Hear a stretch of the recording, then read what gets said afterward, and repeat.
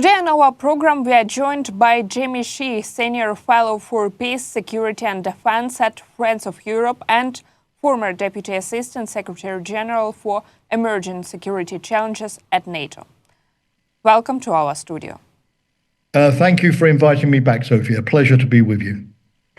Moscow was hit by drone attacks overnight, and Mayor of the city, Sobyanin, saying that more than 30 drones were shot down. Some analysts have suggested before that if residents of Moscow start feeling the war's impact, the war's consequences, it could pressure Putin. What do you make of this attack, and could it actually change the course of the war?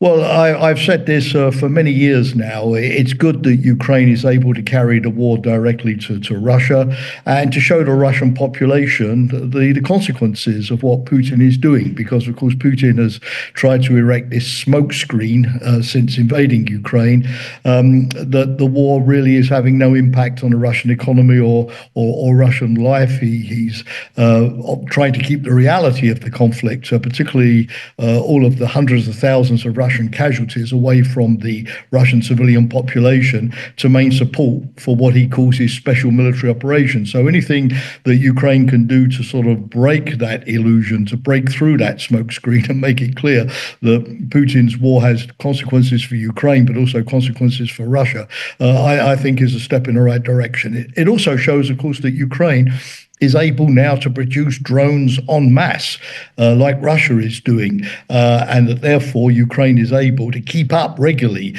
these salvos of drones which are being sent into Russia. However, that said, I think in terms of maintaining Western support, NATO support, and of course a continuing supply of weapons, which is what really matters for Kiev, it's important not to attack civilian targets and cause unnecessary civilian casualties. That, of course, is, I know, what Putin is doing by attacking Ukrainian cities, but I think Ukraine's biggest success has been, sinking ships in the Black Sea, taking out oil refineries, attacking port terminal facilities on the Baltic, like the attack on Ust-Luga the other day, really hitting the Russian war machine, ammunition factories, where it really hurts. For example, those spectacular attacks on Russian air bases, destroying strategic bombers, those kind of things really hit the Russian war effort, and those, I think, are within the parameters of what the West would like to see Ukraine doing, not causing unnecessary civilian casualties by deliberately attacking civilian targets. And I'm glad that so far Ukraine seems to be not doing that, which I think is positive. Also, in the recent days, Ukrainian drones have been increasingly targeting Russian oil refineries. How effective do you think these strikes are, and do you expect them to ramp up? So they've been super effective, and it's the oil refineries, it's the supply networks, the storage depots. I mentioned the attack on Ust-Luga, the port terminal for the Russian shadow fleet of tankers on the Baltic, which also, of course, prevents Russia from exporting its oil. And if Russia can't export its oil, Russia can't earn the money to fuel its war effort. So it's been a fairly comprehensive campaign so far. It's been drones, but there's also evidence, for example, in attacking the oil refinery at Volgograd last weekend, that Ukrainian special forces have been used as well. And there are reports that, for example, in Western Russia, the production of petrol, gasoline for cars, for the civilian economy has decreased by about a quarter. Russian drivers are having to queue up to try to get petrol at service stations. So again, this is a way of really bringing home the reality of the conflict to the Russian civilian population. So yes, I think this is really a very good campaign. And I think when President Zelensky is in the United States, he has to say to Trump, look, there have been reports that the Pentagon has been putting restrictions on the use of American-supplied long-range artillery cruise missiles to strike Russian targets. This was already the reality under the Biden administration as well. And look, please lift these restrictions so that we can make flexible use of the the long-range systems, the JSONs, the ATACMS that you are giving us, because again, this is the best way that we can stop the Russian war economy and make it more difficult for the Russians to supply their soldiers in Ukraine itself. So I hope that Trump, particularly with his increasing frustration with Putin for continuing the war, will be more receptive to this message, which I'm sure Zelensky is going to deliver in the United States. Well, that's a good point. And meanwhile, we have another news about unidentified drones that entered Norwegian and Danish airspace this night. It's still unclear whether they were Russian drones or not. And until now, we saw drone activity that was very limited to countries bordering Ukraine, and we haven't seen such bold incursions into NATO airspace before. What's your take on that? Well, two things right from the beginning. Number one, not all drones that you find in our European airspace come from Russia. For example, Poland has reported that they've found drones on the ground in Poland, which were domestic drones. So we have to be careful that NATO has a proper system in place for early warning, for tracking, which can really distinguish between the Russian drones, either accidentally or, I think in the case of Poland a couple of days ago, deliberately entering NATO airspace, and other things that could be, done by, pranksters or jokers, or you always get these people, of course, in all of our societies. So that's the first point. But yes, it is worrying that we're now seeing a whole series of these incidents, including, of course, the violation of Estonian airspace a couple of days ago by the 3 Russian MiG-31s, as well as, of course, the Zapad exercise last week in Belarus, all the various aspects of the Russian hybrid warfare campaign. And there is a meeting at NATO headquarters today called by Estonia under Article 4 of the NATO treaty. And I'm sure, one of the things that NATO really needs to do quickly is to, really improve its counter-drone air defense early warning tracking system, particularly in Eastern Europe. As these Russian provocations increase, and also really work out how is it going to respond. Some allies are saying, well, we should shoot down Russian aircraft violating our airspace. Others are more cautious. But I think ambiguity vis-a-vis Russia is the worst thing you can do. So I think NATO needs to find technical solutions. It also needs to be clear about the red lines. But, Sofia, there's a big opportunity for Ukraine here, because Zelensky has offered the collaboration of Ukrainian defense industry, which is much more ahead of NATO when it comes to multi-layered counter-drone defense. The Ukrainians have got a lot of experience, a lot of capabilities. For example, counter-drones in the air. NATO doesn't have this. So I see this also as a golden opportunity to integrate a Ukrainian airspace with NATO airspace in a common air defense system in the future. From your perspective, Ukraine could join together in some projects with NATO, or with, this project drone walls, which the EU is planning to create? Absolutely, Sofia. There's a meeting, a virtual meeting today of EU defense ministers on the eastern flank, the ones who, like Finland, the Baltic states, Poland, etc., but also Norway, Denmark, at least Denmark from the EU, that are most affected by this. And Ukraine is being invited to participate in that meeting on the drone wall. So I think that there is this acknowledgement that, we need a much better tracking system. The drones fly across Ukraine or Belarus. I mentioned the technical cooperation that the Ukraine defense industry can provide. And I do think in the wake of Putin's attacks in western Ukraine, Lvov, and the possibility of the Russian drones and missiles, not just drones, missiles also crossing into NATO airspace, that there's merit in this idea of a kind of 100-kilometer exclusive exclusion zone, which NATO would police across the Ukrainian border so that it could intercept in Ukrainian airspace any drones or missiles which quite clearly were going into NATO airspace as well.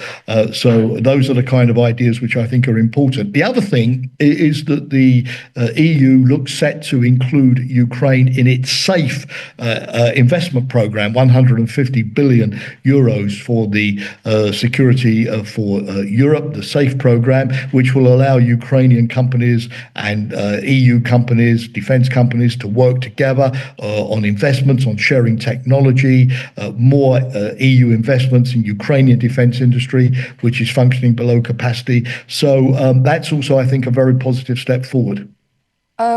You mentioned this idea of patrolling some areas in the western part of Ukraine. Could this idea be seen as an escalation by Putin? Well, the problem, Sofia, is that when NATO does nothing, Putin escalates. I mean, NATO has not put any troops in Ukraine. That, of course, is being discussed by European countries as a reassurance force after a ceasefire and peace agreement. But although NATO shows a tremendous restraint, Ukraine is not joining NATO in the near future, whatever our personal thoughts on that topic, but that doesn't stop Putin escalating. Putin attacks dams in Norway, blocks GPS signals for European civilian aviation, cuts pipelines and cables in the Baltic Sea. So, Putin escalates where NATO doesn't escalate. So I think to some degree, to my mind, this is a bit of a false argument. And I think the one thing that will de-escalate the situation is determined action by NATO, and NATO establishing clear rules and clear red lines for deterrence. Because as long as NATO does nothing or is divided or doesn't respond, then I think Putin is going to see NATO as weak, and the provocations are not going to stop. The provocations are going to continue. If there's one lesson we've learned from the war in Ukraine over the last 3 years, it's that one. If you're weak, Putin will challenge you. Talking about the violation of NATO airspace by Russia, Czech President Petr Pavel recently said that Russian planes should be shot down if they enter NATO airspace after this developments and incidents in Estonia. Do you agree with this statement? I think NATO has to discuss this and establish red lines. I mean, obviously, Sofia, there's a clear difference between an aircraft which is deliberately violating your airspace, 12 minutes, can't be an accident, not just, crossing the border for 15 seconds, and therefore is a provocation. And of course, every NATO country has the responsibility to defend its territory and its airspace. So that is one case. The other case is that you get which we also had last week, some Russian jets flying over an energy platform in the Baltic Sea. Provocative because, of course, it was a platform operated by Western companies, but in international waters, in international airspace. So, there's one kind of provocative action, which is not friendly, but there's another kind of action, which is a direct military threat in terms of the military aircraft crossing into your territory. And I think we have to be very careful about getting the situation right. The second thing, if NATO does set these clear red lines, it's very important that if an incident occurs, for example, a Polish aircraft has to engage a Russian aircraft and shoot it down because of a clear violation, it is very important that the rest of NATO backs this up fully. If you get this kind of situation where NATO does not enforce its own red lines and leaves a country like Poland hanging to dry by not showing solidarity, that would be the end of deterrence vis-a-vis Russia. So that's my view. I think there are situations. Turkey demonstrated, for example, back in 2015 when Turkey shot down a Russian aircraft that violated its airspace. Nothing happened after that. The Russians did not attack Turkey. The message was well received, but the willingness to defend your territory is at the crux of NATO, and this has to apply in the air as much as NATO would want it to apply on the ground or at sea. So basically, NATO country can make that decision independently and does it need to cooperate or coordinate its actions within NATO and other allies? The right of self-defense, of course, is a national responsibility, yes, and every nation, of course, has the right to, under the UN Charter, under international law, to defend itself if there is a clear aggression, a clear military violation, a clear threat. But, of course, NATO does have an integrated air defense system, and if you look at the case of the drones that crossed into Poland a couple of days ago, or the MiG-31s violating Estonia airspace, you saw Italian F-35s, Dutch F-35s, obviously Polish jets, Danish jets, Swedish jets, all participating in that particular exercise. And afterwards, France sent Rafale jets. The UK has sent some Typhoon jets to Poland to boost our air defense. So air defense is something, yes, which is a national responsibility, but the reaction in terms of integrated radars, early warning, interception, monitoring is done collectively by NATO under its air policing arrangements, which we've seen work well. Allies put their jets in the air. Allies responded. The drones were not shot down only by Polish aircraft. So I think that principle of the collective response is at the heart of deterrence. But that's why NATO has very, very clear red lines. So must have clear red lines. So if you have an incident like this, you don't have the UK saying, okay, yes, we'll send our jets into action, and another country saying, no, we're not going to send our jets into action. There has to be an understanding that when certain situations arise, when certain lines are crossed, the alliance will respond collectively. And I think that's deterrence, and that will make Russia stop doing these things in the first place. Ukrainian President Volodymyr Zelensky has arrived in New York for the UN General Assembly and is expected to meet with US President Donald Trump. What your expectations for this meeting, and afterwards could Trump set up a pressure on Putin? Well, I think it's very good, of course, that President Zelensky is going to New York for the General Assembly. To be perfectly frank with you, Sofia, Ukraine is not top of the agenda this time, as it's been in the past. We see it's, the recognition of Palestine, the situation in Gaza, of course, dominating the attention, at least over the last couple of days. So I think it's good that Zelensky is there to put Ukraine also on that agenda, because it's the other major international crisis, apart from Gaza, that we are all facing at the moment, including the United States. And I think, not just in his speech at the UN, but in all of the many, many, many bilateral meetings with global leaders that he'll be having, Zelensky can, keep pushing Ukraine's interests forward. And the meeting, of course, with Trump is important. The relations between the two men, thank God, have improved after that terrible meeting in the White House last February. But I think, what Zelensky has to do is communicate two big messages to Trump. Number one, you, Mr. President, and many people in your administration constantly talk about us as if we are losing the war, as if Russia is big, we're small, and therefore, the result is inevitable. That's not true. It's not historically proven that big powers always prevail over smaller powers. Number two, Ukraine is fighting back. Ukraine has captured 160 square kilometers of its territory around Pokrovsk over the last couple of days. Russia is not winning. So please, stop this negative narrative that, all help to us is useless because we're destined to lose. Russia has not won, and that means we have not lost. So I think that would be an important message. The second message is, look, you see that Putin doesn't want peace. We're grateful to you, Mr. President, for your efforts. Thank you. Maybe there'll be an opportunity in the future. But after Alaska, you clearly see that Putin is dead, committed to continue the military aggression and even increase it. So please, support us. lift those restrictions on the use of American systems, speed up your ability to help us with air defense, particularly ahead of the winter, and please, Mr. President, impose better, firmer sanctions on Russia to stop Putin accessing the funds.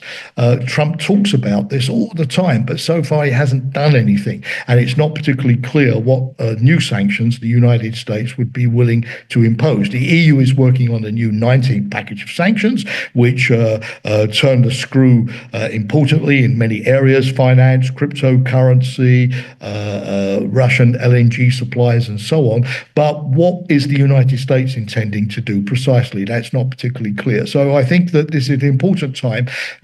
Trump always says he's running out of patience with Putin. That's all very well, but when does running out of patience stop and action begin? And I think that's what the President Zelensky, like other European leaders in recent weeks, really now needs to test with President Trump. He's saying the right things, but saying the right things, Sofia, doesn't get you anywhere in life if you don't do the right things.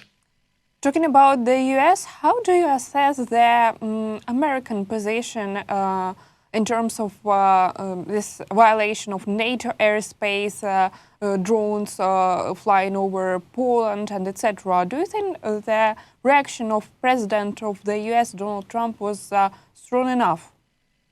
Well, it's not as strong as I suppose NATO would like it, calling it, saying, well, I don't love it. He said, I don't want it to happen. Nobody wants that thing to happen. Bad things can result.